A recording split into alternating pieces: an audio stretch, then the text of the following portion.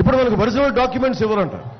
బిడ్డలకి మీరు పెళ్లిళ్ళు చేసి కట్నాలకి వచ్చే వాళ్ళకి మీరు ఆడబిడ్డలకి పసుపు కుంకాల కింద మీరు ఏమి ఇస్తారు? జెరాక్స్ పేపర్లు ఇస్తారా? జెరాక్స్ పేపర్లు ఇస్తే వాళ్ళు ఒప్పుకుంటారా? నమ్ముతారా? సోషల్ స్ట్రక్చర్ కూడా పాడైపోతుంది. ఇప్పుడు జగన్ ఏదైనా నిజంగా నిజాయితీ పరుడు అనుకుంటే ప్రతి ఆస్తిని తనఖా పెట్టాడు. 25,000 కోట్ల రూపాయల ఆస్తుల్ని ఒక్క వైజాగ్లోనే 25,000 కోట్ల రూపాయల ప్రభుత్వ ఆస్తులను తనఖా పెట్టాడు ఒక విశాఖపట్నంలోనే. నేను రాష్ట్రం అంతా చెప్పట్లా. నిన్ను ఎలా నమ్ముతావు? నిన్ను కేంద్ర ప్రభుత్వం ముసాయిదా పంపించింది. ఇది పనిచేస్తుందా లేదా, మంచి చెడు విచారించమని, అంతేగాని అమలు చేయమని కేంద్ర ప్రభుత్వం చెప్పలా. ఒకవేళ కేంద్ర ప్రభుత్వం చెప్పినా కానీ మనం మాట్లాడుకుంటాం, ప్రజలను అడుగుతాం, ఆంధ్రప్రదేశ్ ప్రజలను అడుగుతాం, ఇది మీకు నచ్చిందా లేదా అంటే మీరు నచ్చనప్పుడు ఏం చెప్తాం? కేంద్ర ప్రభుత్వానికి చెప్తాం, ప్రజలకు నచ్చలేదు, మేము దీన్ని తిరస్కరించమని చెప్తాం, దయచేసి మేము తిరస్కరిస్తున్నామని చెప్పాలి.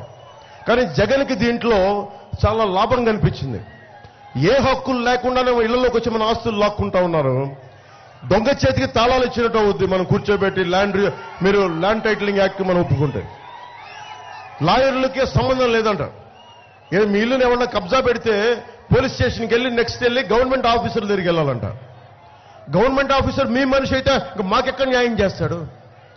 కోర్టుకి వెళ్తే కానీ ఇప్పుడు జిల్లా కోర్టులకు వెళ్ళడానికి లేదు, స్థానిక కోర్టులకు వెళ్ళడానికి లేదు, హైకోర్టుకి వెళ్ళాలంట. మన ఆస్తిని ఎవరన్నా దోచేస్తే హైకోర్టుకి నేనే వెళ్ళడానికి ఆలోచిస్తాను. కర్నూలుకి వెళ్ళాలి, లేదంటే అమరావతికి వెళ్ళాలి. లాయర్ని హైర్ చేయగలమా మనం? ఎక్కడ పెట్టుకోగలం? స్థానిక కోర్టులకి శక్తి లేదు. ఈ బిల్డింగ్ని ఎవరన్నా దోచేస్తే ఇప్పుడు కబ్జా పెడితే మిథున్ రెడ్డి గారు, పెద్దరెడ్డి గారు మనుషులు, లేదంటే మోపిదేవి వెంకటరమణ గారు మనుషులు వచ్చి దాన్ని కబ్జా పెడితే దాని దిక్కు లేదు, ఎవరు చెప్పుకుంటాం? అందుకని ఇది నేను ఒక జనసేన మద్దతుదారులు, టీడీపీ మద్దతుదారులు, భారతీయ జనతా పార్టీ మద్దతుదారులు, న్యూట్రల్ గా ఉండే ప్రజానికం నేను తిరస్కరిస్తున్నాను. నేను వాళ్ళ కోసం చెప్పట్లా, వైసీపీకి ఓటేస్తున్న వాళ్ళకి చెప్తున్నా. మీరు గనక వైసీపీకి ఓటేస్తే కొరివితో మన తలగొక్కున్నట్టే. మీ ఆస్తుల్ని మీరే గాల్లో దీపం పెట్టినట్టే. మీ ఆస్తుల్ని